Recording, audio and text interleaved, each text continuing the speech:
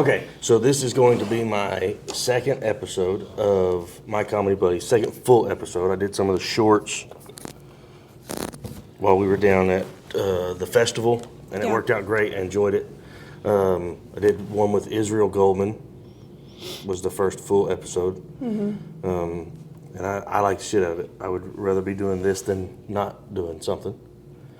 So today, my very good friend, Miss Anna Rhodes, very funny lady, very funny comedian, and very, very quickly became one of my closest friends. We talk almost every day on the phone. I've never been invited to your house. So you need to amend that statement. So I don't know. You have been invited to my house. I was invited to come over and get something that you dropped behind your dryer. Yes. I was not invited, like, hey, you should come over and hang out sometime, or hey, we're having family dinner. You take what you can get. I didn't get invited to y'all's anniversary dinner. You spent our anniversary with us last year. That is true. That is true. Yeah. But this year I didn't get invited back. Did I mess up last year? Well, no, because we went to Pearl Mesta, which is like kind of a top-tier restaurant in Oklahoma City. I would have drank water. And like, even just the two of us, it was a pretty significant bill. Yeah, I would have just drank water. You wouldn't have Just been the three of us sitting there. You would. Well, visiting. Tana would have to come too because she was at our, and probably Terry because you both were at our anniversary last year. Yeah. How fucking weird Tana, would that be? How weird would that be? The three of them are just gonna sip on water, not the sparkling stuff, the tap. Yeah. We don't need any extra purchases. We had the most adorable waiter too. He was so cute. He was like 20-something. He had the best eyebrows, and I was like, dude, you've got some nice brows. He goes, that is my favorite compliment. Thank you so much. And I was like, listen, I am looking for a gay best friend right now. You should be my gay best friend. Would he take it as an insult if you're like, I'm not just looking for a new best friend. I'm looking for a gay best friend. Would he take it as an insult that I automatically knew he was gay? Yeah. Probably not. Yeah. Or would he take it as an insult that the only reason you really wanted to be best friends with him is because he's gay? Perhaps. Yeah. Yeah. I don't know. It's fine. Yeah. I call it diversifying my portfolio. Yeah, there's nothing offensive when you put it that way. I need one gay friend. So I don't talk. I gotta go out and get a black friend now. You know, Mexican friends are harder to come by here in Oklahoma nowadays. Puerto Ricans. Yeah. Yeah. Comment about their spicy. Yeah, I don't want to mess with that. No. Don't catch that with the 10-foot pole. I had a guy, 10-foot pole, just remind me this morning, I looked on my Facebook, and somebody had commented, an older guy, I have no idea who he is, he commented, he goes, I wouldn't touch you with a 10-foot pole, but I would like to come see one of your shows. So I just laughy-faced it, like, because I don't really know. Okay. Like the offer for you to touch me wasn't made, so I don't know why you felt. Was that under one of your jokes or something? Yeah, like, it was on just one of my regular posts. And he felt that was necessary to say. Okay. Which I'm happy that he doesn't want to touch me. Also weirded out that he felt it necessary to tell me. Yeah. So you. On top of, we'll get to comedy in a minute. Okay. On top of comedy and being funny, and I mean, sorry, I'm not gay. I don't even know. That's what we're missing. Yeah. Is that dynamic. Yeah, and I don't even know if you would consider me a best friend, but I consider myself to be your best friend. On top of all those things, you are such an interesting person. Like your story, you know, from Washington, moved here for college. Like a lot of people who come to Oklahoma, you got stuck. Yeah. And now you're just here. You're in Okie now. Yeah. You still talk funny. Some things you say sound weird. Yeah. Every once in a while, you'll just say certain words, and y'all just enunciate things. Yeah. Differently. It was a lot worse. I sounded very Canadian when I got here. Yeah. Yeah, I gotta go out to the car and get my bag. Yeah. Did y'all say bag instead of bag? Mm-hmm. Yeah. Yeah. My daughter used to play ball with a girl who moved, their whole family moved here from somewhere up north. And she goes, I'm gonna go get my bag. Yeah. I said, what? It was like big, and we said like no. Instead of like no, it's like no. Yeah. So you moved here. Met the love of your life, Mike, great guy. Mike Rhodes. And then, did you get a degree in college? Did you finish college? Well, insulted you don't think I did. Well, most people I know don't finish college. Not only did I get a degree in general business, I was Oklahoma Christian's 2009 General Business Student of the Year. Wow. Yeah. How many people were in that pool? Several. Several, like 12? No, I mean, at least like 30, 40. 30, 40. Look, I mean, congratulations on that win. Thank you. You're welcome. Congratulations on completing college. Thank you. What have you done with that degree? Truly, not much. Here's the thing. After completing college and living life like I have, a lot of business, I don't feel like you need a degree for. Most. Yeah. So I hate like saying that out loud because I feel like that I really it's do. a little taboo, but I really do feel that there are very few things you actually need to go to college for. yeah. If you need to be a doctor, you should go to college. Yeah. Lawyer, college. Yeah. Things like that. Business is one of those things like you learn while you go, and a lot of it, if you just have common sense, like, but like accounting and stuff, that stuff's a little harder. But general business, I mean. Things that, like, you're one of many people that I know who went to college for business of some kind, who are not using that. Yeah. I mean, it got me a job. Psychologist majors. I don't know anybody who went to college for psychology that uses it in their job, or that has a job that's for that. Psychology My mom has is a everywhere. psychology degree. What does she do? She works at Marshall's. See?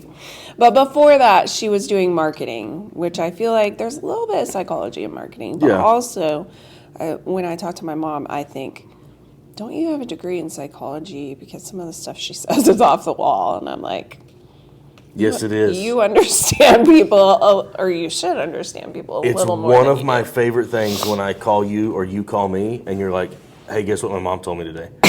And I'm like, oh, let me sit down. I need to hear this. I really need to write some mom material. It's just, I got to find a way to do it that doesn't make her look terrible. Because I don't want to make her look terrible, but some of the stuff she says makes her sound very terrible. Yeah.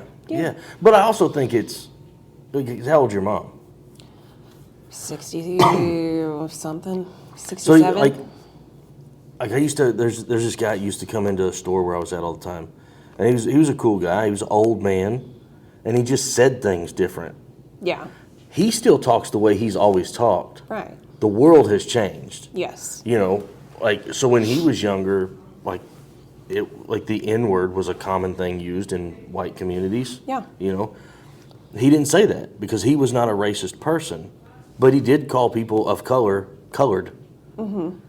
So like then somebody would come into the store and he'd go, oh, did you see the car that colored boy was driving? I was, hey, Tommy, you can't say that anymore, man. Like that's offensive now. So I don't hold that against him. Right. He didn't know that. Like that was the polite way to say it back then. Sure. And now it's changed, and now that's offensive. Well, how can you keep up with it? Mm-hmm. You know. So and I think your mom's the same way. Some of the stories you've told me, I've been like, that's fucking hilarious now, but she in no way thought that she was saying anything offensive. She's a very lovely person. Yeah, so it's just entertainment for us. Yeah, I know. Love it. I love that joke that I think John Wallen does, where he says something about his parents. I don't know if he says that they're racist or something. But he goes, oh, I guess all your parents are on the right side of history, you know? And I'm like, that's so true. 'Cause nobody will, like, admit to it, but we all, we all have the same stuff that we're like, Mom, no, you can't. All of our family came over on boats. There's only a few people around that they were here. Yeah. Okay, so you finished college, you got a degree, you didn't do anything with it. Typical. Yep. When did you go, because you also went to school to be a medulla oblongata, or what's it called? Oh, my a doula. word. Doula? Yes. Is that correct? Yes. You went to school for that? Yeah. I mean, it's like there's no actual... There are certifications you can obtain, but you don't need to have one to be one. Oh, okay. So it's one Like of the those certifications things. that come with that, like they teach you like... They teach you how to do it. Basic or first you aid. can like learn it on the spot. No, most doulas don't do any sort of like clinical stuff, so you wouldn't need any first aid. They just teach you like how to call Birth 911 and how to hold their support. hand? No, like birth support. So birth support and just general how to offer like evidence-based educational materials for pregnancy. Did that you kind of decide to stuff. do that after you had kids? Yes. After all you have 3 kids? Yeah, I decided after, well, it was before the second one, before Davey. So you had 1, BD, yeah. and then Yes. and then said, hey, I want to help other people with this. Yeah, so most people become a doula because their first or one of their birth experiences was not what you had hoped it would be. That's really like the doula story, the doula backstory. Usually it's like, ooh, that didn't go well. I wish I had had someone to like walk me through it and help me know what my options were, or to have like a healthier pregnancy, or to set me up for success in labor, whatever. Yeah. Yeah. That makes sense. Yeah. I met a guy who was, one of the times that my dad was in the hospital, like the best nurse that he had was this big, burly looking guy. But he wore Crocs, which bothered me. Tie-dye Crocs at that. But he was the best nurse that my dad had while he was in the hospital. And so he and I get to visit him one evening, and he's like, yeah, he goes, the reason he goes, I used to be a truck driver. He was, wow. you know, which that fit his look. Yeah. He goes, yeah, my mom went through a lot of medical issues, and I never liked the way she was treated. So I figured the only way to do it was change it from the inside. He goes, so I started paying for myself and going through school, and he goes, I'm going to keep going. I love that. He was currently an LPN. He was going to work on getting his RN and see where it went from there. He goes, but I just wanted people to have a better experience at the hospital. Right. So kind of the same thing. Okay, so you did... Going through like doula training and stuff, did that help you better with your next pregnancies? Yeah. So, yeah, it just helped me prepare better for those. And I had the girls at home. So, did you not know this? You had your kids at home? The girls, not Bauer. Bauer was at the hospital. I'm hoping you threw away those sheets. They were both born in dining rooms, different houses. But Not like in a Dining swimming rooms. pool or something, right? yeah, like a. Are you farking kidding me? No. Really? You didn't know this about me? No. Yeah. I thought you gave birth to your children in a hospital like a normal person. Nah. You. But it does explain so much about the girls. They were born in dining rooms. Rude. One of them doesn't think I'm funny. Yeah. She's got a little attitude, but I think that's genetic. No, I did not know that. You gave birth to 2 of your kids at home. Yeah. At your home. Yeah. Well, it'd be weird to do it at the neighbors, Yeah. for sure. Hey, I need to come over. I need to Listen. borrow your dining. You got a bigger dining room than me. I'm going to need some space. That would be weird. I had one neighbor, Did a doctor come to your house? a midwife, yeah. We have midwives in Oklahoma. Is a midwife a doctor? No.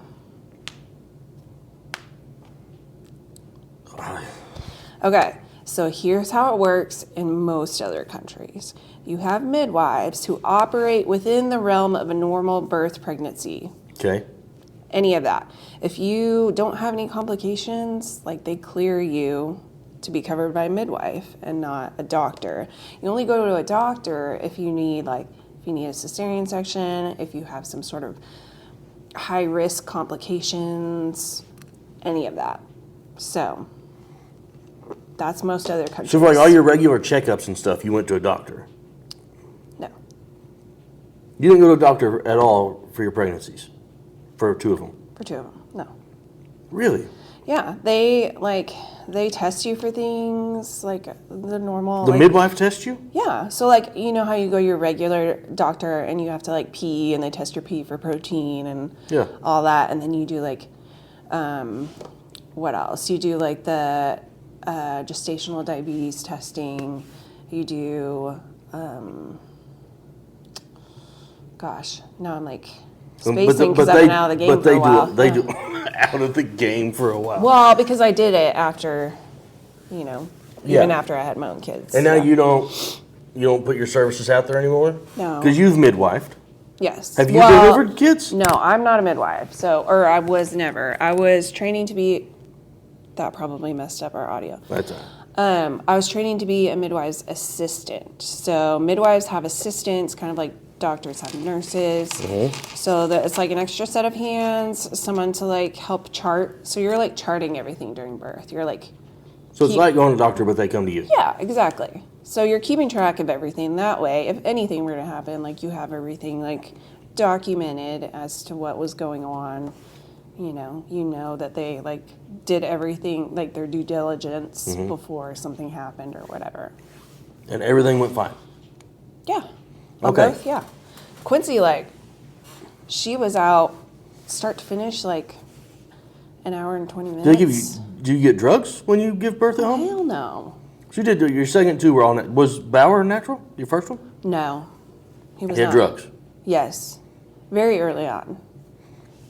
Next 2, you did all natural at home. Yeah, technically 3 because that surrogate baby also did natural, but in a hospital. That was the next thing I was going to ask because then you went on. Because I wasn't low risk in those situations. Right. That situation. But was the plan?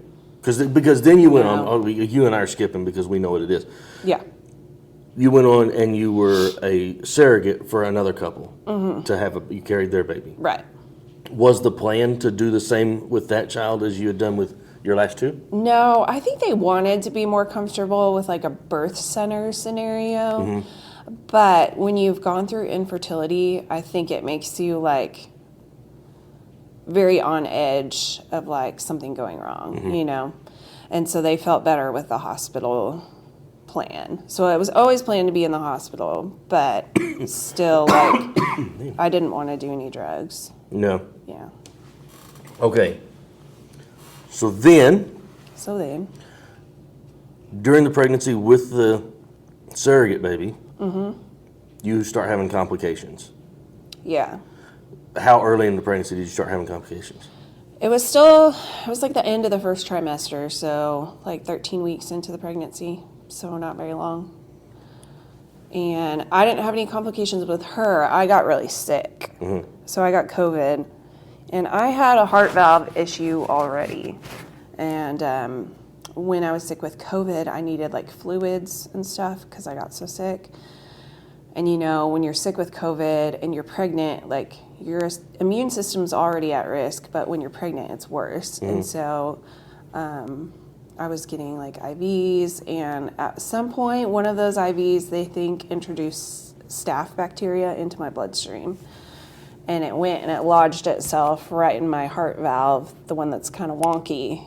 And then that's when I got endocarditis, which is a heart infection, and then started throwing out blood clots to my brain, which is how I stroked out. And then also my blood got toxic within that same, everything happening. And so I was septic too. So you're carrying a baby for some other people. You wind up catching COVID. Your immune system goes down. Then you wind up getting staph. That affects your heart valve, which then causes you to have a stroke. Multiple strokes, yes. And this happens how far? The stroke part happens how far into the pregnancy? I mean, all that happened within a couple of days, probably. Wow.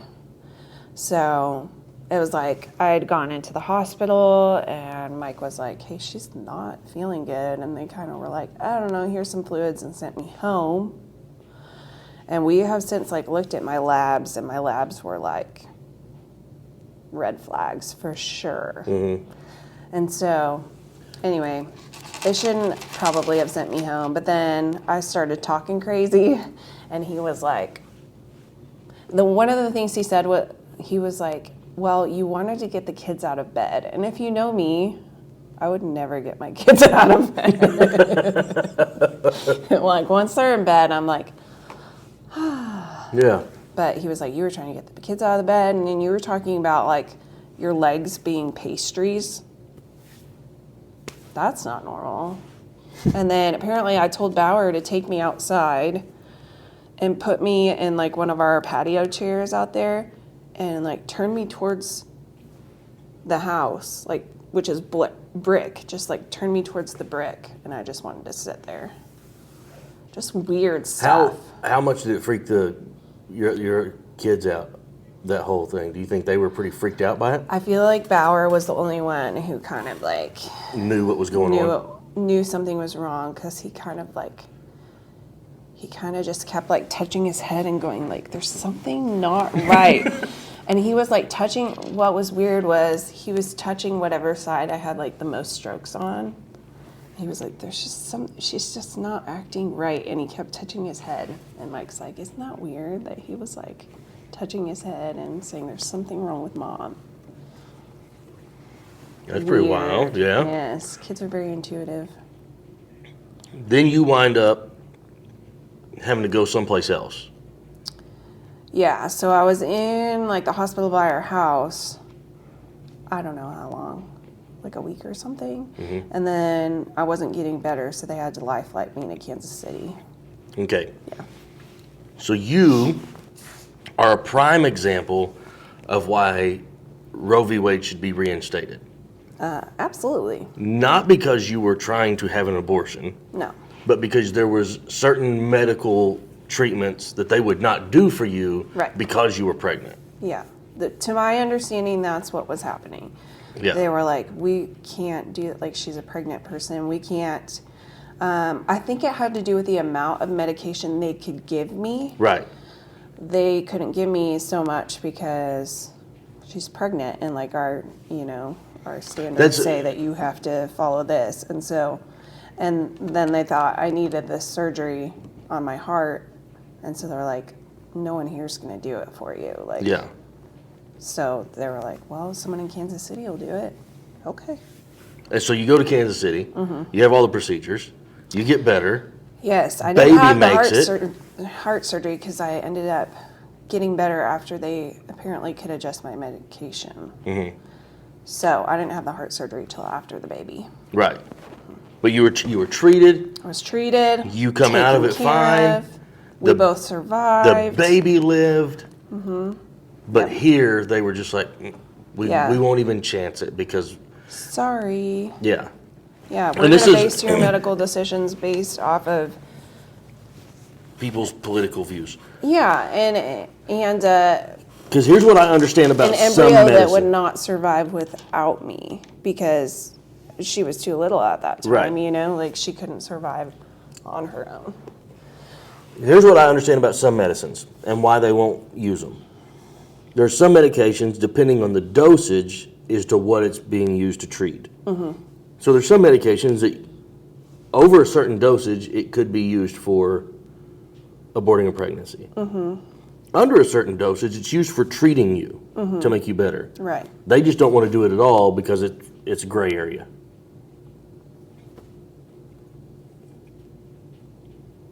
In my situation? Yeah. Like, there was medicine they could have given to help you, but it's also a medicine that over a certain dosage is used for terminating pregnancies. No, and they didn't want to do that. This was an antibiotic, to my understanding. Like I said, this part I'm like a little bit. We skipped a part. You go into a coma. Oh yeah, I was in a coma. How long were you? Because I was septic. How long were you in a coma for? I don't remember. At least 3 days of my life. So, I don't know. And the only good thing about this, I mean, because all the medical stuff that you had, going to a coma is not good. The baby being in danger, that's not good. Obviously, none of those things are good. The good, though, you have to try to find a silver lining, is that, holy shit, you got some great jokes out of this. I did. Yeah. I did. Get some great jokes, some good material. And I wanted to try stand-up comedy, but I hadn't done it yet, you know? Like I had done improv. That's where I met Cody. Mm-hmm. And Cody and I talked during that time. And he was like, I want to do stand-up. And I was like, I want to do stand-up. He went ahead and did it. And I was still like scared to pull the trigger. But apparently while I was in the hospital, one of the first things I said was like, if I get better, I want to try stand-up. Do you feel like this is a storyline that everybody's heard a million times? Is it one of those things where you felt like you were really close to death? So when you come out of it, you're like, I'm never going to be scared of shit again. I'm going to try everything I want to try. Because it's too short. It's too short to pass those things up. Yeah. So do you feel like it's changed your mentality forever? Or just like when you first came out of it and now you're kind of settled back down, but you had the courage to at least get involved in some things you otherwise might have been scared to do? Yeah, so funny enough, I felt a little more fearless when I had more brain damage. I feel like that checks out. Yeah. But as my brain has healed, I find the fear like setting back in. Really? Yeah. Which is helpful in some circumstances and then, holds you back in others. Yeah. So I think that when it comes to doing like stuff that, like what we're doing, like stand up or any kind of performance or whatever, I think that that's called fear. But I think like if you wanted to go skydiving or you wanted to go run with the bulls or shit like that, then that's not, I think it's identified as fear, but I think more than anything it's respect for life is what that comes from. So yeah, maybe be cautious about skydiving and running with the bulls, but don't be a pussy. Like, go do stand-up. we call it scrotum. Who's It's a lot Betty White? a lot weaker. Betty The White. scrotum is. Yeah, I don't know why people are called a pussy. Those things can really take a pounding. I'm saying. When somebody's weak, why don't we call them balls? Yep. So fantastic. She's one of the Yes. greatest people to ever live. God rest her soul. She's one of my heroes. She was one of the 12-step program in Dennis's set. Dennis came and did. Dennis. He came and did the free How show did last that go? night. It was interesting. We had a drunk guy there who liked to talk. Same drunk guy that was there talking when you were there. He's at all of them. Would you like some Skittles? I mean, We normally don't snack during this, but so here's how this happened. I want one of each color. See, I like to eat all of one color at a time. I want to know if they tasted different.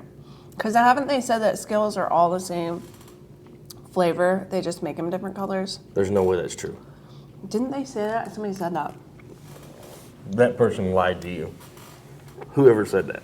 I think it was the internet.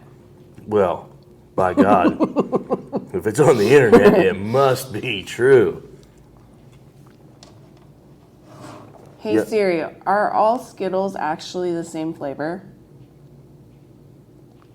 Skittles are produced in a wide variety of flavors and colors, including sour varieties. The original Skittles flavors in the United States Nobody and cares. other countries, except for Europe, are No, you're getting a full explanation. She was not going to quit. It's as easy as that, folks. You can check conspiracy theories of all kinds. Candy and Don't you otherwise. sometimes miss the not knowing and letting it rattle around in your brain for a little while, though? Mike and I have had that conversation. I absolutely do not miss the not knowing. Really?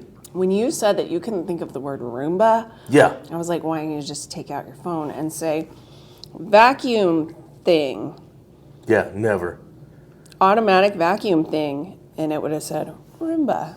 And you would have been like, But what about Mike? Boom. Does Mike sometimes, like, instead of immediately looking up, he'll try to think of it on his own? Yeah. That's the same gene that makes us go, I think I know how to get there.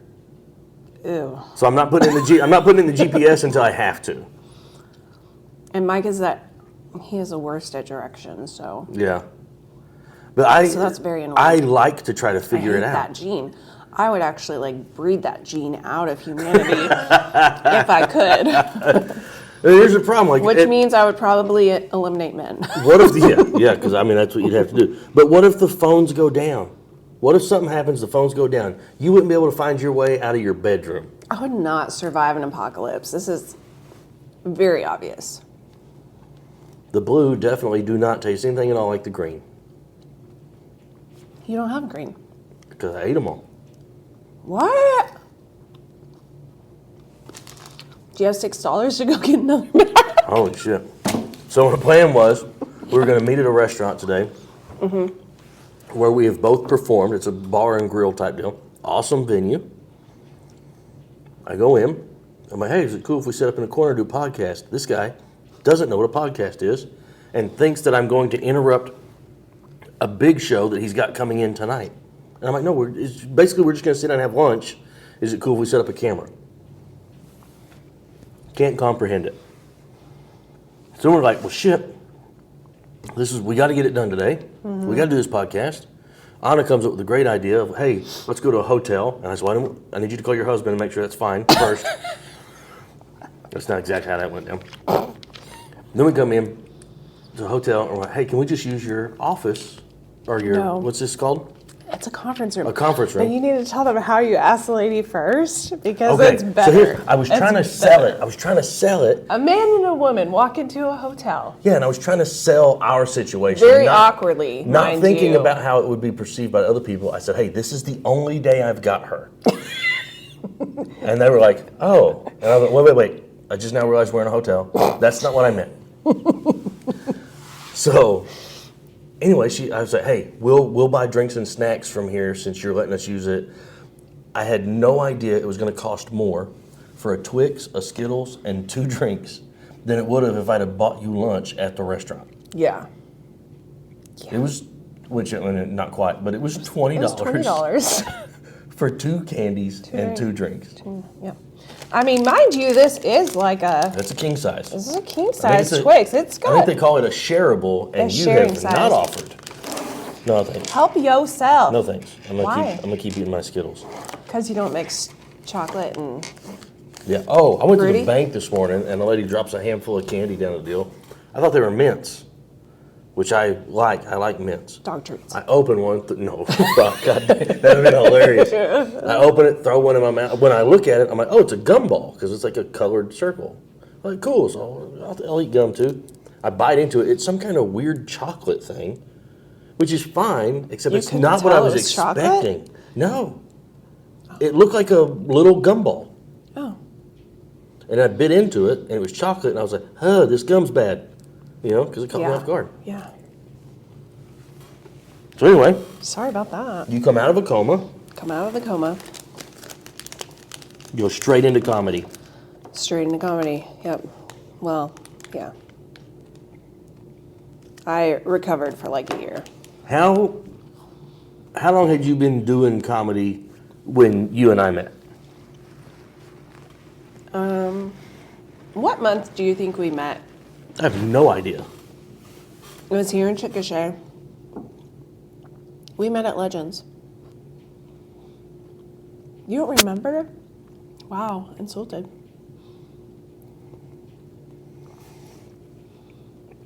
Was that the night of the contest? Mm-hmm. That's when we met? Mm-hmm. I just watched a clip from that night yesterday. You did? Yeah, I watched a clip. Andrew recorded it for me. I didn't even know he was doing it. So he records me, then he pans across the audience. I am fucking murdering. You are. Your husband is doubled over. There's a lady sitting at the table with y'all. She's doubled over. He pans over to the little bar section. People are like leaning back in their chairs, like laughing hysterically, which is great. That's what you want to see. Murdered. Oh, yeah. It was a good set. Now that I've seen you this many times, like, I know for sure that was a good set. And did not win. Did not win. I feel like it was the biggest laughs of the night and did not win. Didn't win. But Well, let me Who just were let that, those let me just judges? let that go. Let's not dwell on the past, okay? 'Kay. Let's We're keep not holding moving forward. grudges. Yeah, we're not holding grudges. That's fine. That would have been even better if we would have recorded this podcast at the place that we met. I really didn't realize that's where we met. Yeah. I That's thought where I our met you in story Oklahoma started. City or something. It was there. And then our story continued in Chickasha when we stayed at that diner forever and we were like writing jokes. Do you remember that day? Yeah, We stayed there like all day just writing we had jokes. we had like, breakfast and lunch. Never left the table. And we ordered laughed 2 meals. so hard. It was a great time. Yeah. Boomerang Diner, Boomerang Chickasha, Diner. Oklahoma. Yep. Anytime I say Chickasha, Oklahoma, I have to say it like that because of a commercial when I was a kid growing up. There was a business here in Chickasha, and that's how they said it. And it's just one of those things, it's always in my head. You know what I think of when I think of Chickasha? The One first time- time you met your best friend Well, at a comedy contest. besides that, Okay. we were driving back from Texas. We lived in Texas for a while. Bauer was born in Texas. And we were driving back for something. And there was a Brahms on like one of the Chickasha exits. And I was like, oh my gosh, I haven't had Brahms in forever because we haven't been in Oklahoma. So we stopped, got a shake, hit the road. I'm sipping on my chocolate shake. And I was like, why is there crunchy stuff in this shake? And like, I like spit out one of the crunchy pieces and it was like a bug of some kind. And I didn't eat at Brahms for several years after that. That's awesome. How many crunchy pieces did you make it past before you decided to inspect? Oh gosh, I don't even want to know. Probably just, Ugh. it was a couple sips. And why were there so many? I don't know, but How'd they get in my cup? I usually eat at that Where- Brahms once a year, Don't. and I don't think I will this year. I think I'll skip it. I think I'll skip think I'll one skip year. it. Yeah, You survived this long, just don't get a chocolate shake. yeah. I always get ice cream. I'm a banana split kind of guy, Nuh-uh. or a mint chocolate chip single dip. I don't like double, triple dip. You're just trying to make a mess. Is there mint chocolate chip white or green? Because that does Green. make a difference. Okay, yeah, it has to be green. Yeah, The white is. I've never seen mint chocolate chip in white. Yes. Yeah. Yeah. No, I do judge things based on color, Here's my very favorite. like your mom. But the Russians are white. My favorite ice cream to have a shake made out of would be peppermint. I love peppermint shakes. Those ones at Chick-fil-A that they have every year, they have like little peppermint pieces, but then they also have like little chocolate chip pieces. And I have been planning on going to Brahms and asking them if they can make like a dupe of it. Because they can make a peppermint shake, but can they put chocolate in it? Surely. Surely. What's your favorite movie? I used to say Gone in 60 Seconds. Really? Let's ride. Nicolas Cage. The best Nicolas Cage impression ever. Thank you. All my friends drive a low rider. What was the car's name? Oh, The Strokes blocked your it. favorite movie and you don't remember what the car's name was? Kendra. No. Kendra? What? That's not one of the Kardashians. Kendra is not one of the Kardashians. I know. It was Eleanor. Eleanor! That's my grandma's name. Oh. That is right. It's back now. Thank you. Probably my favorite ever movie, Billy Madison. Really? Adam Sandler. Yep. Nice. I love him. I like it. But if we're looking at not comedies, it's Miracle. You know, the hockey one? Yeah. We know you're from the north. Okay? It's so good. We get it. You like hockey. It's so good. My dad got me, and I've been I to can't one hockey find- game in my life. My mom lost all my stuff, and that's my fault for leaving it there. But my dad got me some sort of like belt buckle or some sort of souvenir from those Olympics that movie was about. Really? Yes. Where is it? I don't know. Ask my mom. She doesn't know either. Oh, Russians probably stole it. that's what I'm saying. I went up there this year and I was looking for some of my autographed hockey pictures. So excited to give them to Bauer. And I like went through all my stuff and I was like, Mom, why do I have old bank statements? Where's my hockey pictures?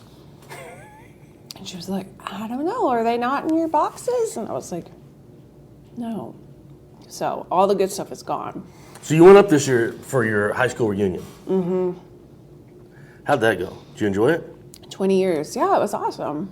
Okay, I just saw a video yesterday, and it was a guy. There's a few things about it that struck me as odd. Okay. The first thing was a guy was dropping his wife off at her high school reunion. Well, like, why wouldn't you go with her? Yeah. All the spouses usually go, Yeah, right? even if it's not, you didn't go to school there, you still can go. But he was dropping her off, Okay. and she was hype. Like, she was a little bit goofy, and she was dancing around, and she was so excited about going into her high school reunion. And he's like, all right, have fun. Like don't get in any trouble. Like, whatever. Like, it looked like he was dropping his daughter off at prom, like, giving her the speech. And she goes, all right. She goes, I'm going to go have fun. I can't wait to see everybody. And right before she closes the door, she goes, don't forget, some of the people in here have fingered me. And then she closes the door. and you just hear the guy go, oh, my God. It is so funny. That's incredible. Because I did not expect that. That is so funny. Yeah, I enjoyed it. I watch a lot of videos Yeah. because I get distracted while I'm doing stuff on the computer. Like a funny video will come up, and I'm like, oh, I'll just watch these for a while. I don't do much on TikTok. I'm not a big TikToker. Like scrolling TikTok. Yeah. All my algorithms are crap right now. It's because you look up weird shit, Anna. No. Yes. Should we do that thing where we look at our search histories again? We'll see. Literally, I think I've Googled some of the most insane crap lately. How do we get there again? Okay. Top ones. AirPods. Because I was looking to see how much they were because I want Tana to get me some for Christmas. Okay, you were so with it, Grandpa. Legends and Chickasha. Okay. Michael Glatzmeyer comedy, Okay. which I'll tell you about that in a little bit. Bricktown Comedy Club. Oklahoma trivia questions. Entourage. I'll tell you about why I looked that up too. Okay. Lawton, Oklahoma businesses, and Dolly Parton. That's my most recent search history. I'm interested to hear yours. I have 45 deep questions that make you think because I thought, well, if we get in a bind, I want to have some questions ready. Oh, you looked that up for this? Literally, yes. Listen, Like it's we- not going to be boring on my watch. We have conversations every day. I'm pretty sure we can talk for an hour without needing the help Okay. of Google. This one is annoying. Cane's menu. That is because my daughter wanted me to bring her Cane's for lunch. And she said, can you look up the menu? I said, they only serve like one thing, sis. Yeah. She was like, yeah, but I want the one that has the bread. And I was like, you can get bread regardless. Don't they all come with bread? Well, the kids' meal doesn't. So she didn't want me to get her a kids' meal. This doesn't come with bread. And I was like, I can order the bread separate. No, I want a 3-finger combo. There's the joke there. Yep. There is a joke there. And then I was looking up some stuff for my nails. So you've already gotten distracted. And You're definitely not going down your list. yes, I feel am. like, are you cheating? Are you skipping over embarrassing No, stuff? because no, I'm not. I'm skipping over like the library and stuff that I was like, Oh, I just looked. I just said what was the top, like the last ones I looked up. okay, but this is funny. It's Remember gonna we say- were talking about in You're our- afraid people are going to know how boring you are because a lot of your lookups are bookstores and libraries and No, weird, boring stuff. this is like pizza. It's like I was looking up like see what the menu was. Anyways, but these are good. NRP, we were talking about this because I used to be NRP certified, and I was like, what does that even stand for? I knew it was neonatal resuscitation something. What's the P? It's program, which is stupid. Why does my cat bite me when I sleep? Because the cat has been biting Mike's face when he's sleeping, just Mike, and he's getting so pissed about it. He's like, I am not sleeping because that cat keeps biting my face. And he wants to know why she's biting his face. This is such a distinction between, there are two different types of people. I would never think to Google that question. Where are you going to find it out? I'm going to slap the shit out of the cat. I'm going to make the cat stop biting me. I don't care what the reason is. Someone might have a way for you Was there an interesting answer for why the cat was biting you? She wants to play. And I told him, don't go to bed without playing with her because she's going to bite your face. That's such... I would never think to Google. If you're jogging down the street and a dog comes running out of nowhere and bites you, and you just like stop and go, why did a dog bite me? Like, what would make you think to Google that? I wanted to know how to stop it. I didn't want him to slap the cat. I like the cat. I'm slapping that pussy. Across the room. Didn't like that. Didn't like that. No. Oh, I also have, why do cats make biscuits? You know, when they go... The video I posted of my cat yesterday. You go... Why do cats make biscuits? Yeah. I get the reference. I get it's like kneading dough. I get it. Yeah. They do Is that the way you Googled it? Yes. Why do cat... Did it come up with an answer? Did it know what you were talking about? Everybody knows what making biscuits means. Cat people know. Yeah, and cat people are a weird breed. It's like you got to see me transform into one, too. Yeah. Because one day you were normal, and the next day I'm talking to you on the phone, and you're like, there's a cat loose in my car. She was, yes.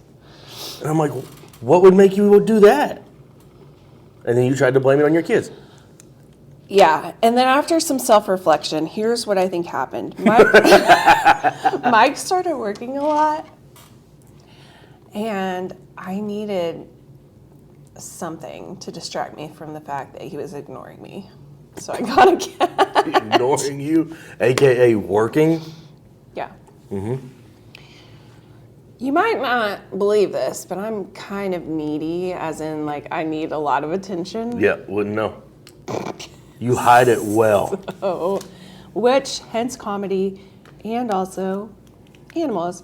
And you know what? My mom has 10 cats, 2 dogs. Wow. And every day I understand more how she got there. I want to say this. As your friend, I already strongly discourage you from keeping the cat in the first place. If you start looking at a second cat. I won't look at a second cat. But a ball python? Are you fucking kidding me? I would get a ball python for sure. You don't even smoke weed. They're so cute. No. No, they're not. What does smoking weed have to do with owning a snake? Weirdos, okay, first of all, own snakes for pets. It's not affection. I don't understand. Here's They're the actually thing. very sweet. No, they're not. Next episode, we're getting a ball python and we're hanging out with it, and you are changing your mind. Okay, here's the. I'm not scared of snakes. I don't have a fear of them. They're sweet. Like, I don't like being caught off guard by them. I'll say that. Like, if I'm jogging down the trail and a snake comes out, I'll No, go, that's oh, different. shit. Wild snakes, yeah, I know. But I don't understand having pets that don't give a fuck about you. There's no point. Like, So the basically, point of having everything a pet- besides a dog. Yeah. Because dogs are the only ones who care. No. Like raccoons, pet raccoons. They love you. You are so I know some hillbilly. people. I know some people that have 2 otters. Those otters love them. I love that you're judging me, and you have friends with otters. You wish you had an otter. The problem is, Low if you have key. one, you have to have two. Because they get lonely. Because they're affectionate animals. And they bring you gifts. They love you. Usually rocks are their gifts, but they present it to you like a gift. Like, they're such sweet animals. A snake, the snake's opinion of you is strongly determined by whether or not you have a dead mouse. And they only eat like once a month or something? That's pretty cool. I don't think you should get a pet snake. My other option is a pig. I've always wanted a pig. Pigs are smart. They're smart. They're smart. And they care about you. Yeah, like they'll They're come to you, like they basically want like to. They dogs, come to yeah. you. They want to play. Like they'll cuddle up next to you. It's Yeah. not a very good cuddle because they're just. Yeah. It's like They're not soft. yeah, their hair is very coarse. It's not. They're not fun to touch, but they are a fun animal. Yeah. Cats Get a pig. don't care if you're alive or dead. They shit in a box in your house. They get hair all over everything. When they're kittens, they're awesome. They want to play.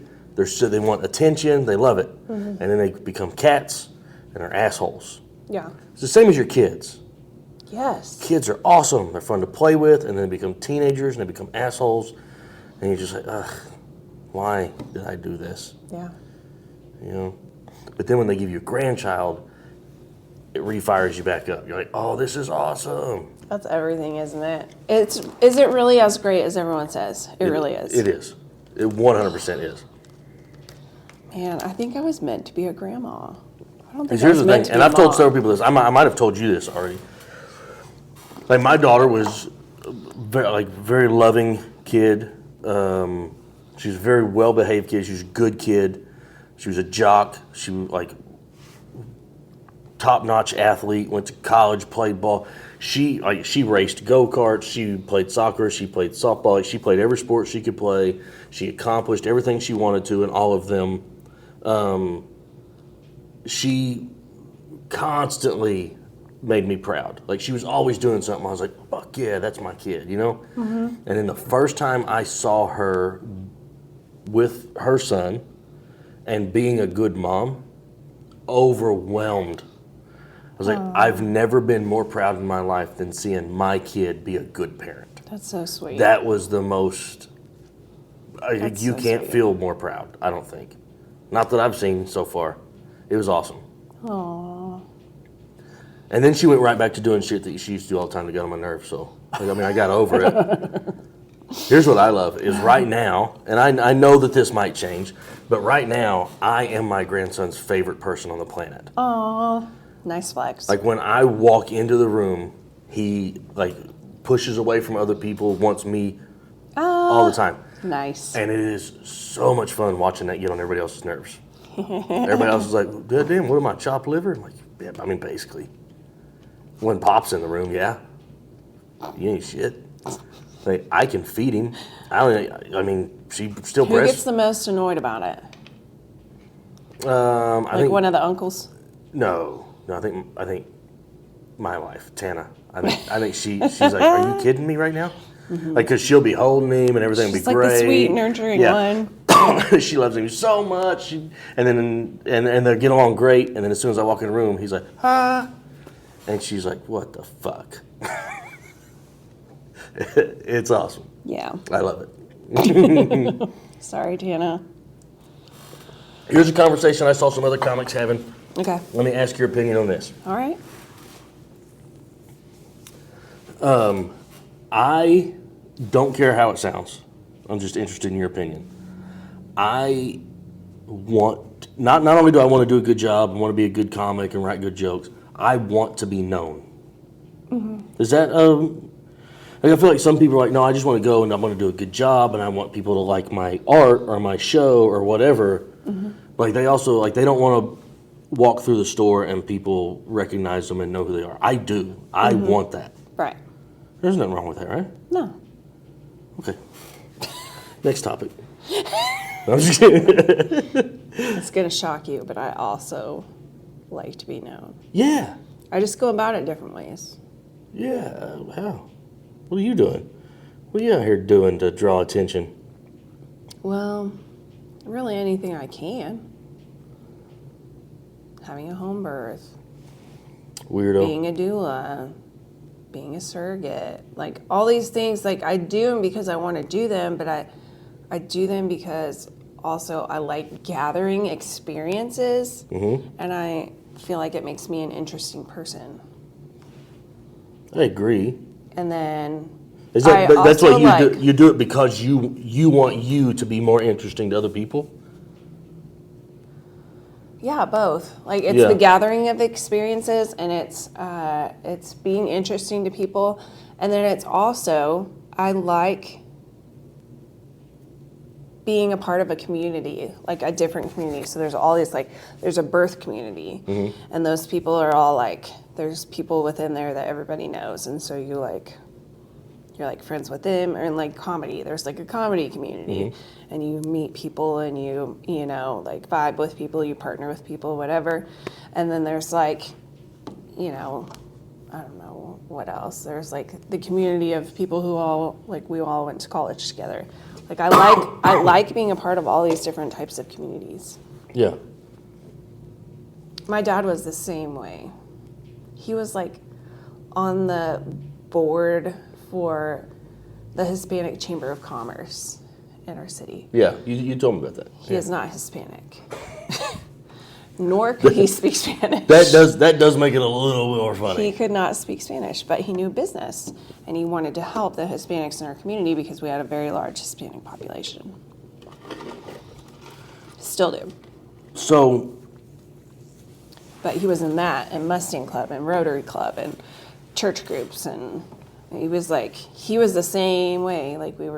We're just friends with everyone, dabbling in all the communities.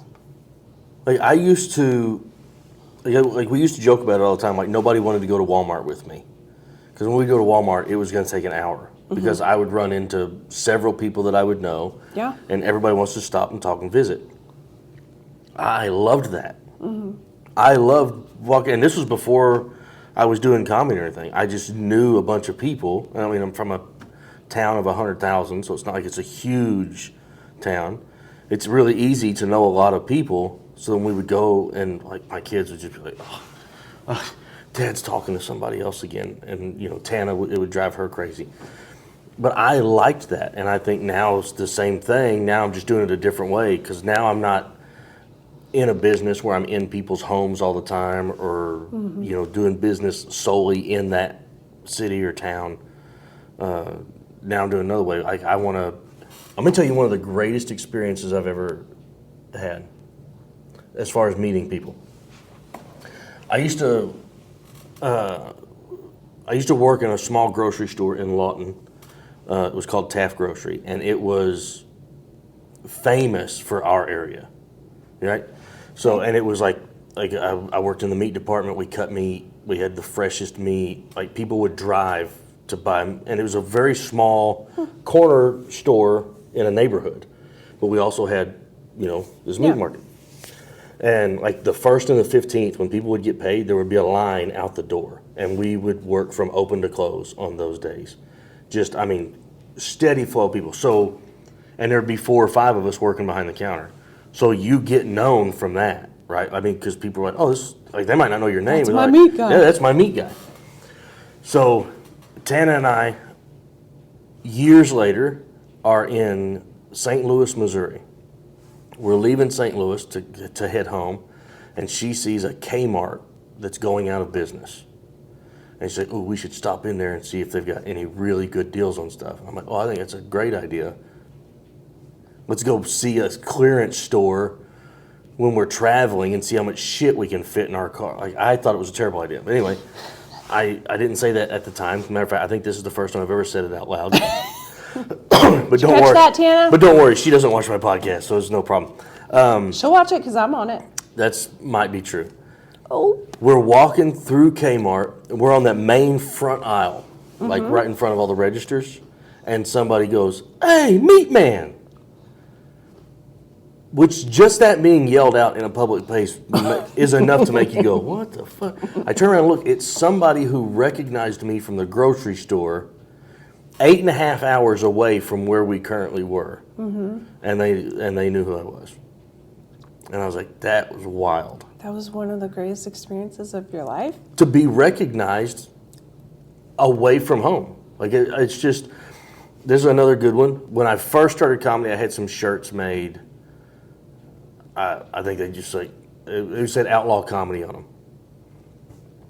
I'm in an airport in Baltimore, and somebody walks by and they're wearing one of my shirts. What? And I was not doing shows that far away at the time. Mm-hmm. So, but I stopped them and I was like, hey, where'd you get that shirt? And they're like, oh, I got a cousin that lives in Oklahoma, and he went to a show and bought this shirt and brought it to me when he came up to visit. No way. So, like, this guy had no idea. And I didn't even tell him. You didn't tell him? I didn't even tell him that, hey, that's my shirt. I told him. I didn't even tell him. I was like, oh, okay, that's cool. And I let him go. But I don't know why I didn't tell him, but I didn't. I was like, oh, that's cool. Oh my gosh. So, You know what Mike lives for? He wants to be the person that people go and tell a story about. Like, there was this guy, and he just started dancing in the middle of the grocery store to Madonna's Like a Prayer. Like, he wants to be the guy that people go tell other stories about. That's what he wants. Yes. It's little shit like sitting at a stoplight, and as somebody goes to drive by you, wave really big. Mm-hmm. Like it's your best friend you haven't seen in years. Mm-hmm. And then they go on. Like, obviously they can't stop. You're in an intersection. Right. So they go on. And just the satisfaction of knowing that for the rest of that day, that guy's going to go, who do I know drives a white Ford? Like, it's just in their head for the rest of the day. I love that too. I love that. But also the mentality of the old saying of you die twice. You die when you take your last breath, mm-hmm. and you die the last time somebody speaks your name. So if you live a life that'll be talked about forever, yeah, you live forever. Yeah. You're immortal. Yeah. So it's kind of the same thing. You always want to do things that make people remember you. Yeah. So it's a good one. It is a good one. So maybe you don't die twice. The goal is to not die twice. That's right. That's right. I think some people like being forgettable, and I cannot, it does not resonate. Me neither. I don't understand the idea of I just want to stay quiet and small and out of people's view. Right. But Tana is very much. Tana is go to work, pay bills, fix dinner, go to bed. Mm-hmm. Go to work, pay bills, fix dinner, go to bed. Yeah, but she's big on showing up for her small circle, though. Yeah. She's big. She's definitely there for people. That's where her efforts go, and they don't go as broad like she's they do there for people. But I mean, it's she's not interested in. Her legacy is smaller. Going and being big and going and doing something huge. She just wants to do the best she can for this small group of people, and that's it. Yeah, I think that's the difference. Is the legacy, how do you see your legacy? Is it like this, or is it She likes walking through Walmart and nobody speaking to her. Yeah. It drives me crazy if we'll get back in a car and I'm like, I didn't see one person I knew today. It bothers me. She's like, wasn't it nice? Yeah. She's like, we were in and out so quick. It was awesome. I loved it. And I'm like, oh, it drives me crazy. It drives me crazy. But I used to, it did used to bother me when I would ask her, I'm like, babe, what do you want? What do you want to do? I was the same way with my kids. Mm-hmm. What do you want? What do you want to do? Let me see if there's anything I can do to help you get in that direction. Mm-hmm. And she's like, I'm good. Yeah. I'm good. She's content. And I'm like, what? And then my kids, I'm like, what do you want? And they're all like, I don't know. Except for the youngest one. He 100%, he has a path. And now my daughter, the oldest one, she's got a kid. So now her mentality's already changed. She's no longer thinking about her goals and what she wants to do. Right. She's like, what can I do for this? And I think as the kids get older, then you can start thinking about yourself again. But yeah. What's your favorite thing about comedy? Oh gosh, I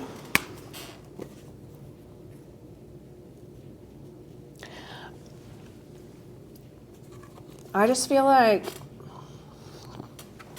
Being rude if I didn't offer. I just feel like comedy is a way of dealing with things for me. And so I enjoy that perspective.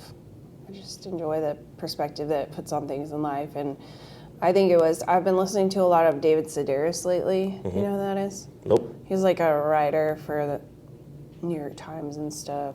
I don't know. He does like little essay writing. And then he'll like travel around and read them. And he's really, really funny. But he's like, whenever something happens to me, like I used to think like, oh my gosh, that sucks that happened. And now I think this is going to be a good story. Like something just flew into my eye. I thought you were getting emotional about it. Oh gosh, I'm getting emotional because it does not feel good. But yeah, he just automatically is like, now the first thing I think is like, let's see where this goes. Let's see what happens next, And it just makes him more curious about even the bad things in life. What about you? People. Also that. People. I guess it's my favorite thing. Yeah. And it doesn't matter how it goes. I still loved it. Don't get me wrong. I mean, like I've had shows where like I was like, "Fuck, that didn't go good," and then I've been there. Then the drive, I remember. and then the drive home is just like, "Oh, fuck," So like immediately it might not be great, but then the next day you're thinking about it, you're like, "It's okay." Like there was still an impact made. Right. Somebody enjoyed it. Other people might not have enjoyed it, but they definitely won't forget it.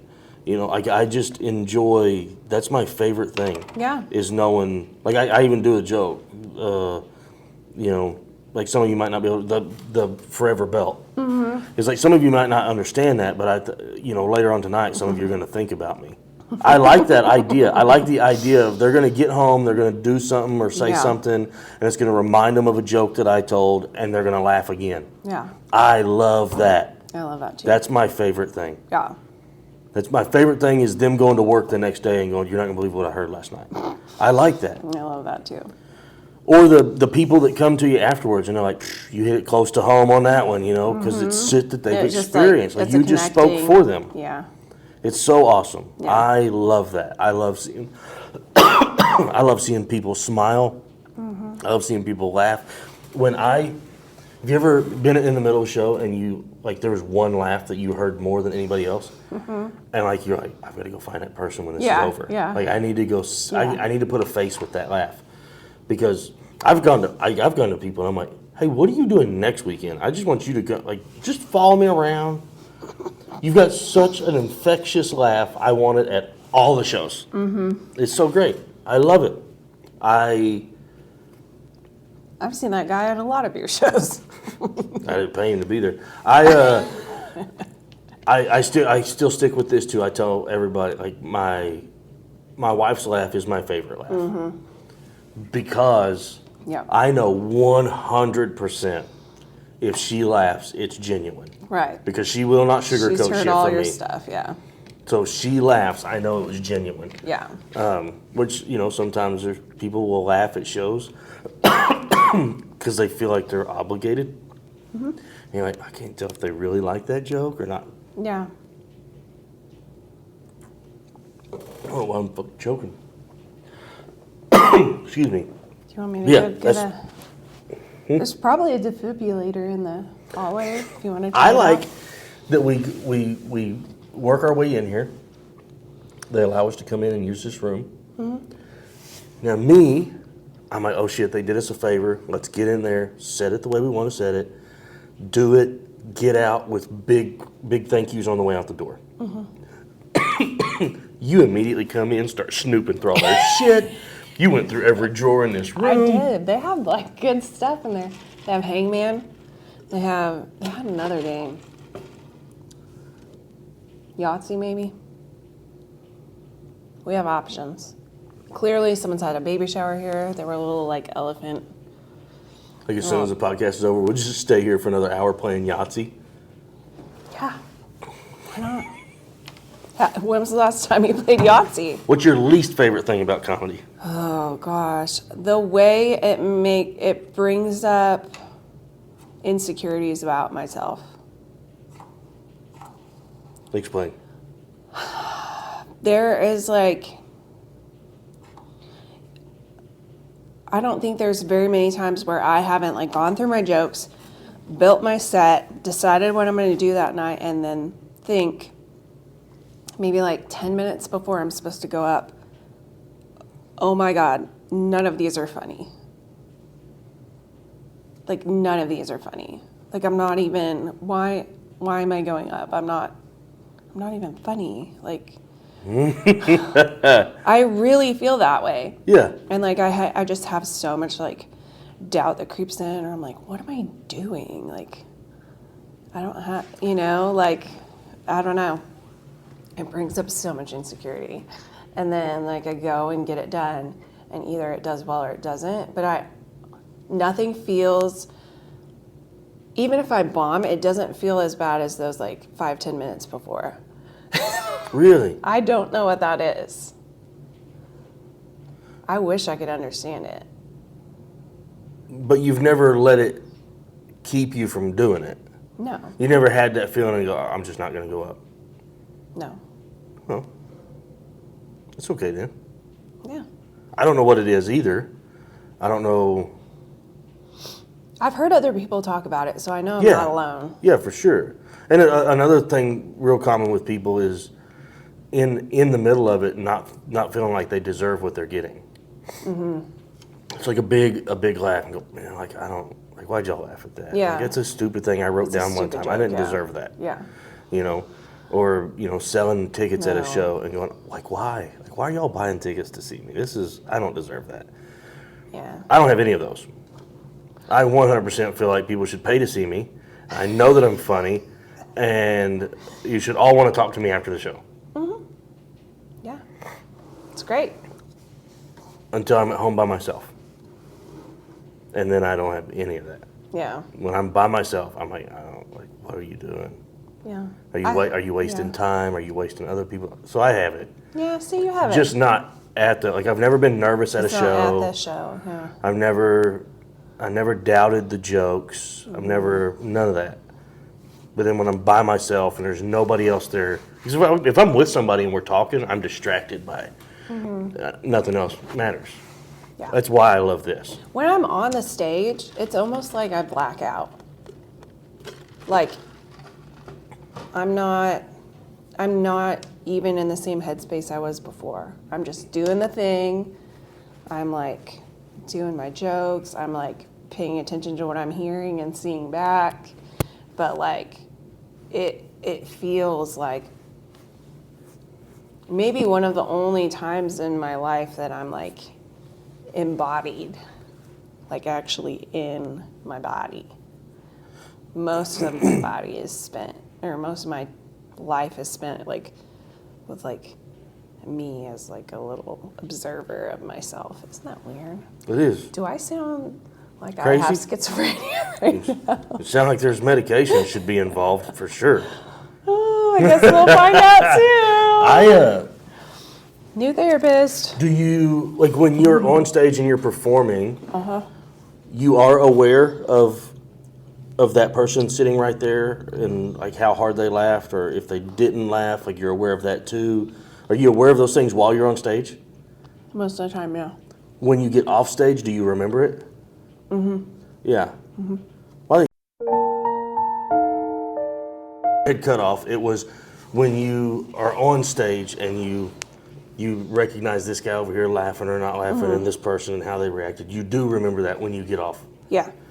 And I mean, so that's the most important thing, is that you're able to retain that and Right. remember it and be able to work from that. Yeah. To which I then was going to tell you a story about a guy that came to the free show last night, who, after he went, he was asking me about, did this joke do good? Did this joke do good? And I'm like, he goes, I don't have a very good memory. I said, well, then I would suggest you start recording all your Yeah, you're shows. gonna have to. Because I watched your set and I laughed at what I thought was funny, and then I went to work on my stuff. Right. Like I can't remember all of your stuff too. Yeah. You know, I'm distracted by what I'm doing, which is not always true. Because I really do try to pay attention to people. Yeah. I don't usually just walk up and offer unsolicited advice or whatever to people unless it's somebody I know really well and I know that they would want my opinion. But I do try to pay attention so in case people do ask, I can help them out as Yeah. much as I can. Yeah. But I also don't want to be that guy who goes, you know, the drunk guy that comes up from the bar and goes, you know what you should work on? You should work on telling jokes like this. And I'm like, oh, thanks. I appreciate your input. Yeah. And for the most part, I've found the comics that I've met to be like very respectful in that regard. Yeah. I really do think they don't tell you anything unless you ask for it, Yeah. for the most part. I agree with that. I definitely think there's some that they might not come and offer you their opinion, but they'll wait until you're gone and they'll share their opinion Oh, about for you with lots of other sure. people. But that's not what I was talking about. That's different. Yeah. Yeah. So this is interesting. The last podcast I did with Israel, we were talking about how much drama there is in comedy, and I hate that that's a thing. And he brought up the Tulsa comedy scene. And he goes, have you seen this stuff going on with Tulsa comedy scene? I said, I do see it on, you know, on social media and the Yeah. people talking about it or whatever. I said, but I try to stay out of it. Like, Yeah. I don't want anything to do with any of that. And what's weird, and we discussed it a little bit. Well, then a couple days later, I get a message from a guy who I recognize the name. We've been friends on Facebook for a long time, but we don't know each other. He said, hey man, he goes, I watched your podcast and I saw that y'all were talking. He goes, I'm working on doing a documentary about the Tulsa comedy scene. He goes, and I saw that y'all brought up the drama and stuff, and you're not even from here. So obviously that has to be part of the documentary if it's big enough that people that aren't even from here are talking about it. Would you mind if I used a clip from your podcast in the documentary? I was like, yeah, sure, that's fine. I don't care. I mean, because we didn't say anything bad. We were just Right. like, man, like why? Like Yeah. why are those guys letting that Right. get into them? And, you know, not too long ago I heard somebody talking about how it doesn't make any sense for comics to be mad about how good or bad somebody else is doing. It doesn't affect you. Yeah. You know, if you go up on stage and Do you think absolutely, that's what it has to do with? I don't know. Like a competitive thing? I think in scenes like that, most people's problem is how come that person's getting more stage time than me? They never look at, oh, well, maybe they're doing better than me, or maybe they're working harder than me, or maybe they're getting out there and making connections more than I am. There's no way it can be my fault. Yeah. It has to be, oh, they're skipping over me. Right. You know, I'm not part of the in crowd. Or like, no, that's like, go make yourself desirable. Yeah. That's the name of the game. Right. You know, but so I think that's where a lot of it comes from is, oh, well, how come so and so got a spot and I didn't? How come it wasn't offered to me? And then that just turns into bickering and talking trash about each other, which is ridiculous. But that's every comedy scene also. Like, I don't want the people of Tulsa to think that they're the only ones dealing with it. Oklahoma City's got it. Dallas definitely has that. You know, it's just Tulsa has decided to be that messy couple that airs all their dirty laundry on They social do. media. I do. You know, like everybody's do. dealing with that. There's shit talking going on in all of them. Yeah. I don't know why. Right. If you go up and murder, anyway, yeah. If you go up and do a really good job, it shouldn't affect how I do. If anything, it should just make me want to do better. Yeah. The big name comics that are like, I don't want to book that guy because his featuring set is better than my headlining set, so I don't want to work with him. I don't understand that. Do better. Yeah.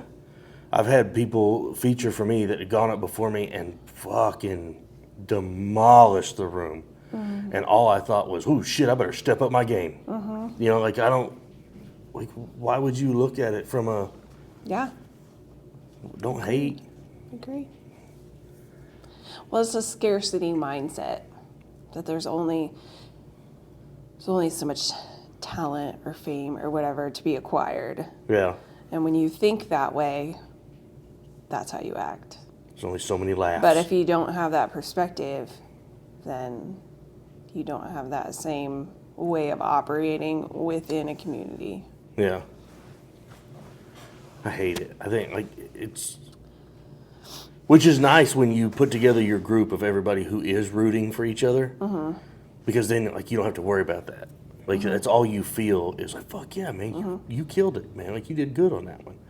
Like that's always good. Or who like, and it's equally as comforting when you come off and like, you ate shit on that one. You know, Yep. how'd that bomb feel? Because I think that especially when it's somebody that you know is really your friend and really wants what's best for you, the insults or the what otherwise would seem as poor taste is what makes it okay. Right. Yep. I'll say this: you were the first one to crack jokes after my parents passed. Like nobody else felt comfortable. Probably too soon. I mean, I think that most people, even now, would feel like it's too soon. But you didn't wait. Is that? Am I like- supposed to be proud of You're that? like, did you just leave the funeral? Oh. Well, have you got time to come do some other shit? But I do feel I love like, that you're telling people this, and I'm like down here, like, oh my gosh, I'm No. sorry, but I'm not. Yeah. no, it was like I knew in the type of friendship that we have, we know that like, hey, we gotta treat it like it's just another day. Don't let them get down. Don't let them Right. waller in it or you whatever. actually get uncomfortable when I try when I try and validate the feelings you might not be having or voicing yet. Yeah, You get very uncomfortable and you're like, because I've spent we don't do that. I've spent most of my life trying to act like those feelings aren't real. Yeah. Like, yeah, no, I'm sad. No, we don't have sadness. Yeah. We just, that sucked. Let's move on. And then you're like, well, it's okay if you this. And I'm like, I don't want to talk about it. We don't have that around here. He called Yeah. me on Thanksgiving to say, I'm very thankful for you and your family, and it was really, really sweet. And I said, same, like, I'm very thankful for you, and also, if you're feeling a void this year, like, that's totally understandable, and I'm sorry. And he was like, well, I gotta go work on the turkey. And I was like, noted. We're not going there. And I went that whole day fine. And then because my plan was, because I still had not been back out to the cemetery. My plan was to go out there, like before everybody got there for dinner. I just wanted to run out there by myself and be good. We're sitting down for dinner. Like everybody started getting there really quick. Everybody in Tana's family is late for everything, except for this day. Everybody starts showing up early or on time, and I'm like, damn. I'm like, all right, well, we get everything done. I'll run before everybody gets ready to start eating. Now we're setting stuff on the table, and I look, and I didn't realize how it was getting dark early. And I was just like, I'll be back. And I just took off real quick. Like, what's wrong with him? And I think Tana knew like where I was going, even though I hadn't discussed it with her. And I just ran down there, and I didn't stay for long. It's thankfully pretty close to my house. And then I came back, and everything was fine. Nobody asked. We didn't talk about it. And you weren't emotional while you were there? Or you were? I got a little emotional while I was there, which is probably why I didn't stay very long. Yeah. They come home. Everybody's still getting their plates together, whatever. We sit down, we eat, everything's fine. We go to bed that night, everything's fine. The next day, we're getting ready for bed the following day, and Tanner, I said, you know what? I said, I haven't said it, and I think maybe that's why, because if you just don't talk about it, it's not real, type of thing. And we're laying there, and I said, I miss my parents. And she was like, of course you do. I miss your parents too. And then she started crying. When she started crying, then I was like, well, fuck, here we go. And so we laid in bed and cried. Just cried together. And talked about it. So and it sweet. was, Yeah. I really didn't, I didn't think about it going into the holiday. And then I thought, I need to go pay my respects on the holiday. Like, I need to do that. But that's just, going and paying respects. It's not because I was feeling emotional about it. I didn't think that I felt a void Yeah. until I stopped and thought about it. Yeah. And then I was like, oh, wow. Because my parents were the last ones to leave. They were the ones that you had to start turning off lights. Everybody's in their pajamas. You're like brushing your teeth. Yeah. Like, Trying to like have a conversation while you're brushing your teeth. and then finally they'd be like, well, you think we ought to go ahead and go? Like, And you're like... They were those people. And it was so annoying. Yeah. And then when you didn't have it, it was like, oh, I missed that. Yeah. I missed the jokes that we got from it, because as soon as they would leave, then we would all laugh about it and be like, oh my God. Like, I thought I was going to have to go offer to start the car for them, or like start dropping hints, like just hand them to-go boxes, At least we always had jokes afterwards, and then we didn't have that this time. Yeah. Like, everybody was done eating. And Tana's family is very, all right, meal's over. Here, we'll help put all this stuff together. We got to go. Oh, really? Like, there's no stick around, visit. Okay. There's none of that. Yeah. So, like, then everybody's gone. The house is quiet. You're like, Yeah. well, now what? Yeah. So, Thanksgiving was rougher. The actual day of Thanksgiving, I was fine. Yeah. It was the next day, thinking back on it and thinking how I never said anything to anybody. Yeah. And I think that's like, my kids don't bring it up because they don't want to make me sad. Right. So, and then the kids were all decorating the Christmas And I don't tree. mind making you sad. Yeah, you have no problem. Just because I think it's healthy to talk about. You have no problem ruining my day. Sorry. The kids are all decorating the tree the other day, and it was one of the big, like, when my kids were little, my mom made Christmas decorations with them all the time, like all kinds of stuff. They painted and crafts and did all kinds of stuff. So now they've got the box open and they're pulling out ornaments and like, oh, I remember when I made this with Nana. Oh, I remember this. So I just went to the other room for that. Couldn't handle it. Oh. I'm not good at that. Oh. It's weird. Yeah. But what I was getting at is, like, it's good to have those friends that are willing to say the shit nobody else, because nobody else wants. They don't want to hurt your feelings, and I honestly don't believe that you are trying to hurt my feelings. No. You really do think it's healthy to talk about it and let's get it out. And, Right. And I also know that if there is anything uncomfortable or sad that I feel like I need to get off my chest, I can call and talk to you about it. Yeah. Yeah. And the dark jokes just come along with that. Like, Yeah. That's how we cope. Yeah. That's how we move forward. For sure. And that's like, I had started working on so many new jokes about my parents. Because they had just become such funny people. Right. Like my mom with dementia and the crazy stories that she would make up, and my dad after a stroke and his speech was all messed up. Like, these things are hilarious. And then So they had to go and cut your set short. Yeah, and then they died. And I'm like, well, now I don't feel like I can tell those jokes yet. You can't tell them, and they didn't really give you as much as you wanted. Yeah, I thought I had a couple more years of building this shit up. Come on, you were guys. like just starting to appreciate it. You're like, this is funny, and I'm like, yeah, it is. And then they just leave. It's wild. Yeah. Yeah. The older that I get and the more years that go by, like without my dad, I have found that because there's so many things that have happened in my life where I just had to stuff it down and keep going, that's just default, right? And so I have found myself like, hey, he deserves more than that.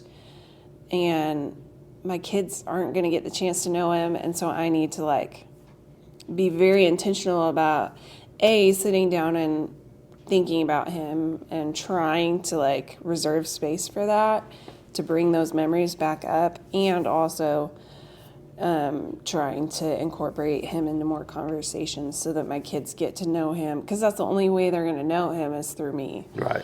And so I don't know, I think that's the hard part with having a grandparent that like you never met. Yeah. It's like it's your job to your job to make them real. Otherwise, they're not. Like, I think, like, we were really lucky. Like, you know, I mean, my kids had a great relationship with my parents. My kids had a great relationship with my grandparents. Dang. My daughter, That's cool.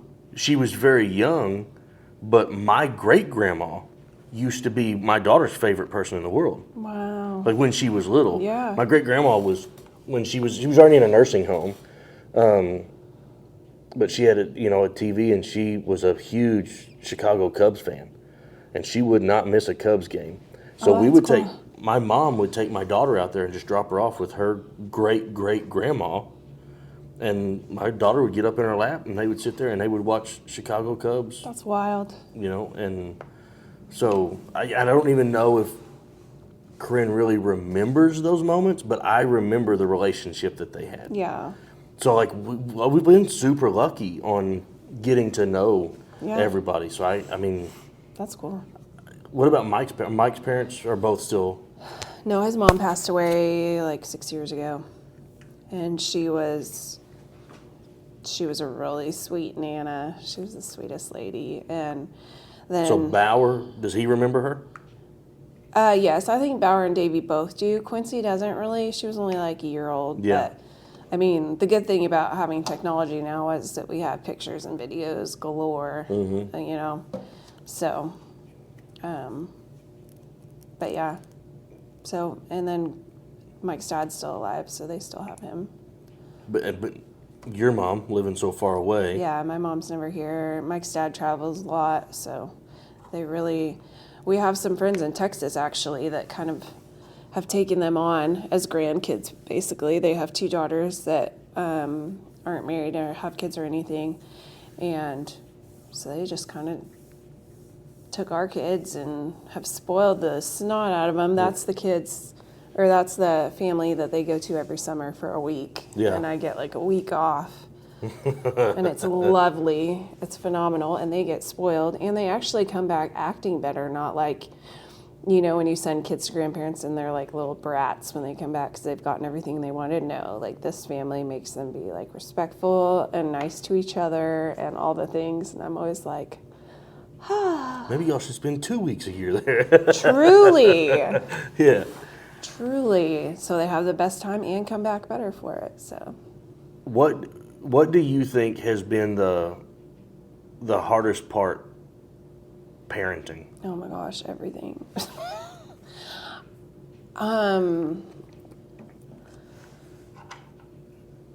Basically unlearning things that I thought I knew or I thought to be right. From your childhood? Yeah. Yeah. Like the way that I parented Bauer and the way I thought kids should be parented and different approaches and stuff, like just, you know, from Bauer to Quincy is completely different, which everyone, I mean, I think your first and your last kid are going to be completely different, but just unlearning that and being like, oh, like that's maybe what I was modeled, but that's not actually what, like I had an expectation for how kids should act that wasn't very realistic because I think like my dad was military and he was older too. Like my dad was older. And so we were always kind of like kids should be seen and not heard. Mm-hmm. Like we'd go out to restaurants and we just like sit there and like color and be quiet. And you know, they took us a lot of places and everyone would be like, oh, your kids are so well behaved, you know, but we just didn't act like kids. Yeah. You know? And so I think I just kind of had that expectation that that's what kids should be like. And now I don't feel that way anymore. You've met Quincy. The things that she says and does in public settings, you know, it's just like, wow. Well, that just happened. Yeah. Yeah. But then you're like, they're kids. They're not supposed to be robots. You know? Yeah. I agree with, like, huge difference in, like, with our oldest, I had you're gonna be the toughest chick on the planet. Mm-hmm. Like, no, don't lay there and wait for somebody to come pick you up. If you fall down and hurt yourself, come tell me. Like, to the point where other parents would see it and they'd be like, you should go help her. I'm like, you should mind your business. But it got to the point where, like, I knew if my kid didn't get up, she's hurt. There wasn't none of this, oh, well, you know, sometimes she overreacts or she's a drama. Right. We didn't have that. Yeah. Like, she would fall off of shit and I'd be like, get up, come here, let me see. Like, I would not go to her. So that was a good thing. Like, there was no faking injury. But then it backfired and she would be really hurt and she wouldn't tell us. Wow. Yeah. So she was just, whoops, we went too far, Right. the other way. Yeah. And then I was really hard. I pushed her to devote 100% to something. And I kind of put blinders didn't on know her, when to quit. and this was all she did. This is Yeah. what I know. This is what I do. And at the time, I thought she's playing a team sport. She's learning how to work with other people. She's learning how to lead. She's learning how to be tough. She's learning how to all these things. Good things. But she only learned how to do those things in this setting. So then when that was over, after college, she was like, I don't know how to act with people. Because the way she acted on the field was if somebody messed up, she let them know. Yeah. You can't do that at your regular job. Right. Because nobody else was raised that way. Yeah. So then I kind of went the other way with the boys when they got here. I was like, okay, you don't have to do that if you don't want to. Like, you don't, I mean, same rule as far as if you fall down, you get up and come here. I made them be tough or whatever, but I didn't force them into anything. With Corinne, I was like, you're going to pick something and you're going to do it. Right. If you don't ever want to do it anymore, you don't have to. You got to find something else to do. You do have to finish the season. Right. Yeah. Like, things like that. With the boys, which they had to finish any season that they started, but then I didn't make them go find something else. Like, both of the boys were little studs, baseball players. But they saw how hard I pushed their sister, and they're like, yeah, we don't want to do that. Yeah. So I kind of robbed them of the fun that they could have had with that. Yeah. Just because I wouldn't have done it to them because I'd already learned I went too hard on this one. Right. But I don't know. So yeah, you definitely learn as you go. Yeah. We definitely fuck up the first one. Yeah, for sure. And I think the other really hard part about parenting is separating like why is this such a big deal? Is it a big deal because of something inside of me that I'm trying to like fight, or is it a big deal because, right and wrong, like, I don't know, whatever things you're sensitive to, whether it's like, okay, well, I don't want to be a stickler for like, my girls shouldn't wear that or my girls shouldn't wear that. But sometimes they come out and stuff and I'm like, you're not leaving that. You're not leaving the house with that because there's a lot of perverts, And so it's like the weird balance of finding like, I want you to be able to express yourself through fashion, and also you're living in a world full of weirdos. Yeah. So both of those things are true, and I can't change the world. And I don't want to teach you to change yourself in order to like keep the power in these hands of the people who don't deserve it, but also for safety. Yeah. It's like the balance of like, it brings up something for me, and am I addressing it because it's like a safety issue or like a right-wrong issue, or is it like a spiritual belief that I've let go of or something like that? Yeah. Yeah. I have been watching that the John Benet Ramsey documentary. Did you watch it? I haven't watched it yet. Okay. I remember that all that stuff happened, but I was still like I was young. I was young enough that I didn't really pay attention to it back then. But I remember it being a huge deal. Right. So in watching it, one of the things that they kept bringing up, and won't give you all of it, but was that like these people, they kept saying, I can't believe that they made their daughter dress like that and do these things. There are perverts out there. I was like, well, yeah, but their daughter was involved in beauty pageants. Pageants, yeah. It wasn't like she didn't dress like that to go to the grocery store. Mm-hmm. She was involved in these beauty pageants, and I've watched a bunch of the video that they show on there. had I not, like, that was one of the things I remembered people talking about a lot back then was like, oh, they really made her look like a grown-up and it was a bad thing. And then now I look back and I'm watching it from back then. I'm like, there's nothing wrong with what they're doing. Yeah. Like, yeah, like, don't get me wrong, beauty pageant people are fucking weird people. Yeah. But there's nothing wrong with it. Like, But they that weren't. is the culture of beauty pageants. Yes. Yeah. And are you saying that, like, they shouldn't be allowed to do that because there's other people out there? Like, those people are wrong. They're the bad people. We should not be allowed to do what we want to do because those people are bad, which is kind of what you're saying. But at the same time, like, you're talking about what your kids are doing and then going to the public to be around those people. This is, a different deal. Like, they're saying, oh, she shouldn't even have done that in a pageant. Like, no, like, there's nothing wrong with what she's doing. Yeah. It's a pretty wild. That was a wild one.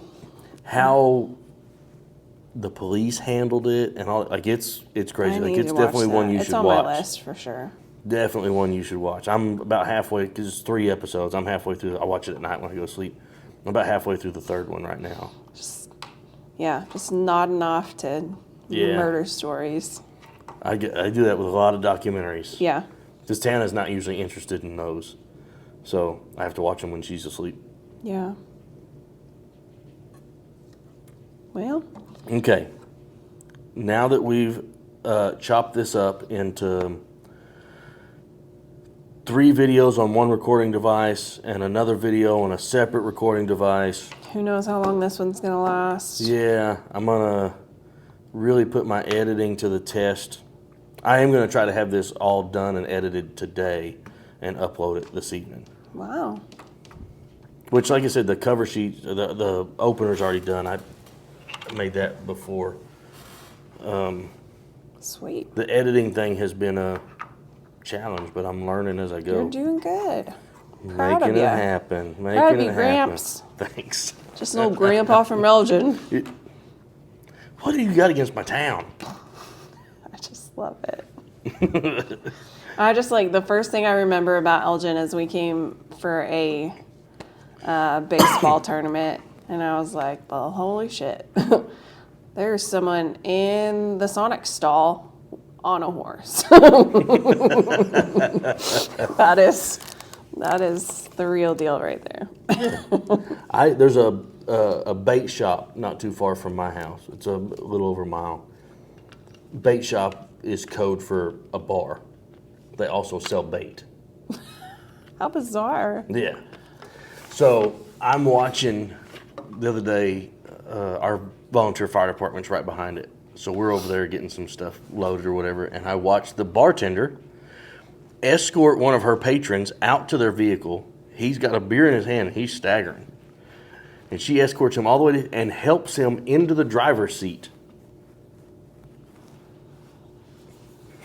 And I was like, are you serious right now? This is insane. Drive safe. And then we watched as he went to pull out, he pulled out right in front of some people. They yes. had to hit their brakes. And I was like, that dude's going to kill somebody. Ugh. But it's still small town enough that they're like, yeah, like, surely Jim can make it home. Like, there's no, like, people aren't worried about weird, wild shit like that. I remember when I was a kid, I used to go and spend summers with my uncle. And he owned an auto mechanic shop in a really, really small town that was only open when he needed to work on something for somebody. Mm-hmm. And the rest of the time, we went to a shade tree bar that was around the corner. It was a really tiny bar, but they had a cool parking lot with trees and picnic tables, so everybody would just get their beer and sit outside and drink. And that was a small town. It was like I just hung out with a bunch of old farmers at 11 a.m. drinking out on a picnic table. Wow. So that's the small. How big was the town that you grew up in? You're from Washington, but Like 100,000 or something. Oh, okay. Good size. That's the size town I grew up in. I grew up in Lawton, which is 100,000. But there's like 3 towns right next to each other, and they're all about that size. Oh, okay. So they call it the Tri-Cities. So that's where I grew up. And they just kind of like melt into each other. Yeah. It's don't know when you go from one to the next. Yep. So, well, Anna, thank you for doing this. Thanks for being on my pod. Hey, you're welcome. I want to make sure everybody knows that your name is pronounced Anna, Yes, thank you. not Anna, because Right. you bougie. Follow all my comedy. Yep. It's not currently happening right now, but will be as soon as I get my mental health in order. I think you should be doing it while it's out of whack. Maybe. That's when some of the funniest stuff happens. Anna Rhodes Comedy. Strokes with Jokes Strokes with Jokes. on Instagram. There you go. All right. Well, thanks for coming and hanging out with me. Thanks for doing this. Thanks for the Everything. primo lunch. Yeah. Fucking $20 Dr. Pepper right there. That's a write-off. And everything is an adventure when we get together and do it. Like, this was supposed to be an easy, we had a place marked out. We wound up having to go and find another venue to make it happen. And then, Yeah. weasel our way in to getting to use this luxurious studio for free. Gorgeous. I say free. Cost us $20 drinks. So, Hangman, You're on.